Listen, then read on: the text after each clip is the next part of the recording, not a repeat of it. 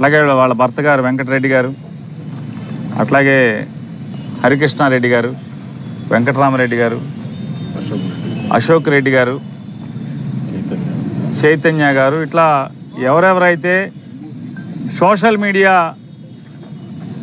కేసుల్లో అరెస్ట్ అయ్యి లోపల ఉన్నారో వారందరినీ కూడా వైఎస్ఆర్ కాంగ్రెస్ పార్టీ తరఫున పరామర్శించడానికి రావడం జరిగింది, ధైర్యం చెప్పడానికి రావడం జరిగింది. ఇవాళ పోలీస్ వ్యవస్థని ఏ రకంగా కూటమి ప్రభుత్వం తప్పుడు పనులకు వాడుకుంటుందో మనందరం కూడా ఇవాళ ప్రతి ఒక్కరం కూడా చూస్తున్నాం. ఇంతవరకు కూనీలు చేసిన వాళ్ళని,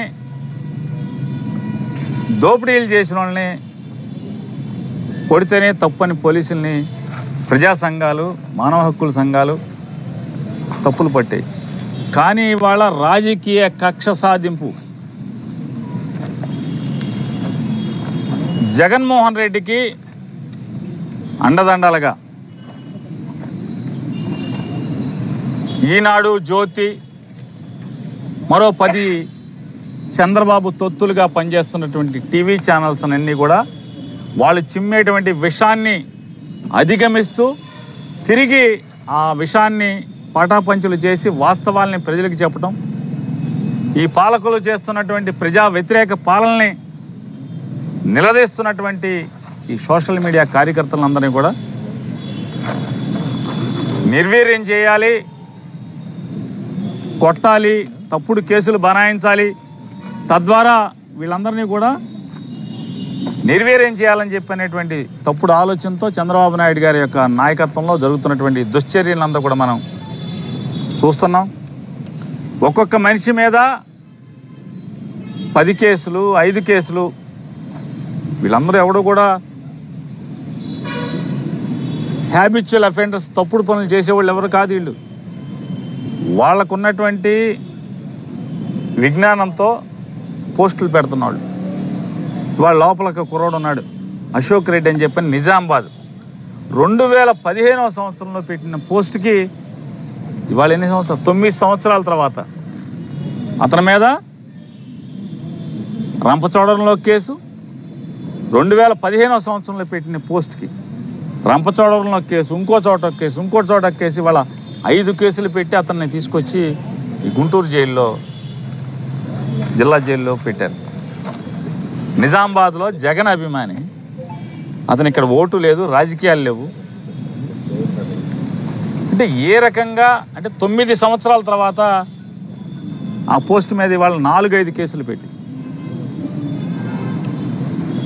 లోపల ఇంకొక ముద్దాయి చెప్తున్నాడు, తుళ్ళూరు డిఎస్పీ గారంట, ఆయన వచ్చి మురళీకృష్ణ గారు, ఆయన ఎంత గనుడంటే ఆ ముద్దాయి బాధపడుతున్నాడు, ఏడుస్తున్నాడు.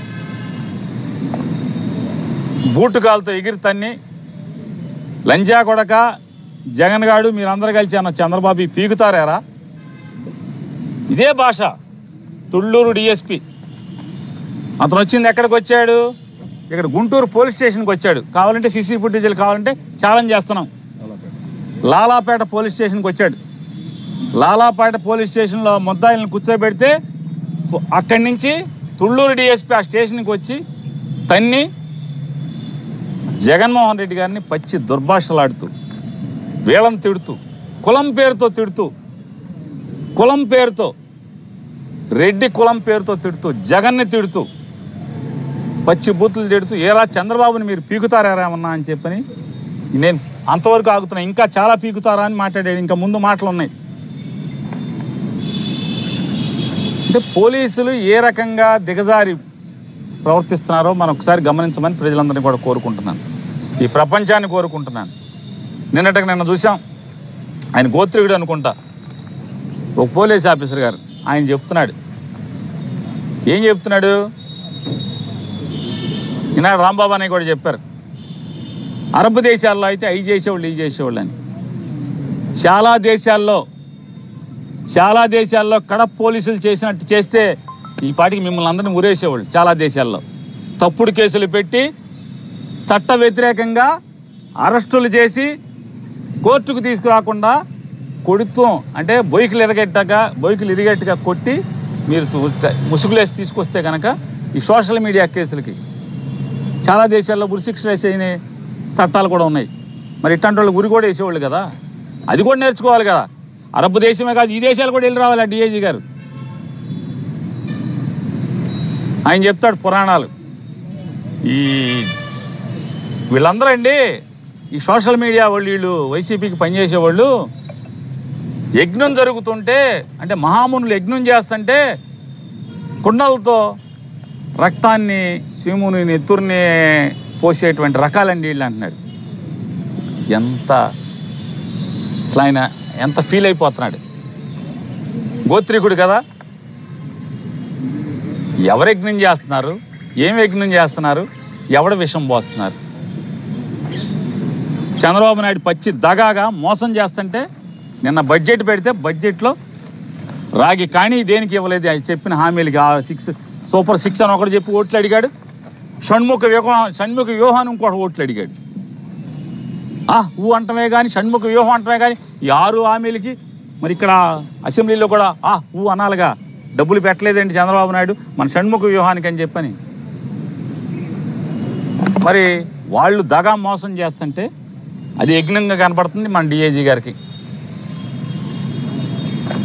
సంపద సృష్టిస్తానని చెప్పని జనాల్ని మోసం చేసి ఓటు వేసుకుని వచ్చి ఇప్పటికీ 50,000 కోట్లు అప్పు చేశాడు. ఇంకా 4 నెలలు పూర్తవలా. ఈ 4 నెలలు పూర్తవకుండా 50,000 కోట్లు అప్పులు చేశాడు. విశాఖపట్నం ఇంకా చాలా చోట్ల స్థలాలకు అమ్మకాలు పెట్టాడు. విశాఖ ఉక్కుని అమ్మకానికి పెట్టారు.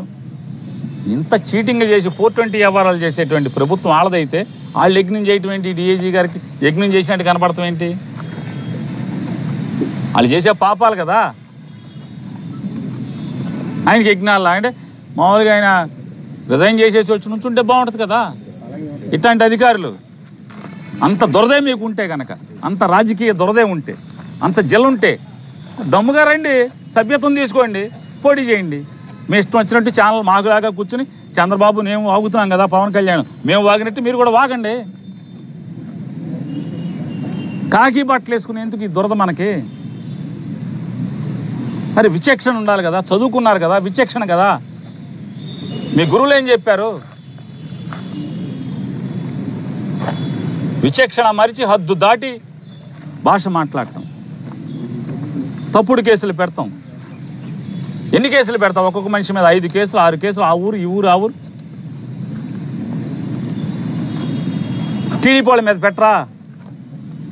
మీరు ప్రమాణం చేసి వచ్చారు కదా, మీరు ఉద్యోగం ట్రైనింగ్ అయిపోయాక 3 సింహాల మీద ప్రమాణం చేసి వచ్చారు కదా. ప్రమాణం చేసి ఏం చెప్పారు? చట్టాన్ని న్యాయాన్ని సమపాళ్ళలో కాపాడుతామని చెప్పి ధర్మాన్ని 4 పాదాలు నడిపిస్తామని ప్రమాణం చేసి వచ్చి ఇవాళ ఏం చేస్తున్నారు? కొన్ని రాజకీయ పార్టీలకి తొత్తుగా వ్యవహరిస్తుంటే కొంతమంది ఎవరెవరైతే ఖచ్చితంగా మీరు బెదిరింపులు అనుకోండి, లేకపోతే హెచ్చరిస్తున్నాం అనుకోండి, ఎవరెవరైతే అక్రమ కేసులు బనాయించారో, తప్పుడు కేసులు బనాయించారో, ఆ పోస్టింగుల్లో అసభ్యత లేకపోయినా కూడా కేసులు పెట్టారు. ఎవరెవరైతే కొట్టారో, ఈ తుళ్ళూరు డిఎస్పీ లాగా దుర్భాషలు తల్లుల్ని భార్యల్ని బూతులు తిట్టారో, ఈ తిట్టిన వాళ్ళందరినీ కూడా ఖచ్చితంగా భవిష్యత్తులో మీరు చట్టపరమైన చర్యలు ఎదుర్కోవాల్సిన వస్తుందని చెప్పి కూడా హెచ్చరిక చేస్తున్నాం.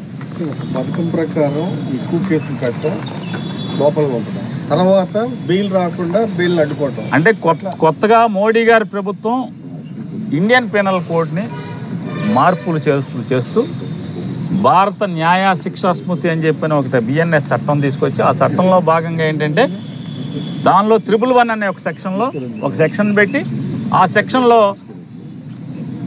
ఆర్గనైజ్డ్ క్రైమ్ అంటే ఏంటి? గంజాయినో లేకపోతే ఈ జనాలు ఈ డబ్బులు ఎత్తేస్తారు కదా, చిట్ ఫండ్ కంపెనీలు పెట్టి, చిట్ ఫండ్ కంపెనీల ద్వారా స్టూడియోలు కట్టి, చిట్ ఫండ్ కంపెనీల ద్వారా పేపర్లు టీవీలు పెట్టి ఇట్లాంటివి ఏమైనా చేస్తే వాటి కోసం పెట్టారు. ఆర్గనైజ్డ్ క్రైమ్, ఆర్థిక పరమైన నేరాలు చేయటమా, లేదా ఇట్లాంటి నేరాలు చేసిన వాళ్ళకి ఆ చట్టం పెడితే ఇది ఆర్గనైజ్డ్ క్రైమ్ కింద సెక్షన్ 111 ప్రతి చోట పెడుతూ ఇలాంటి తప్పుడు కేసులు బనాయించే కార్యక్రమం. ఇవాళ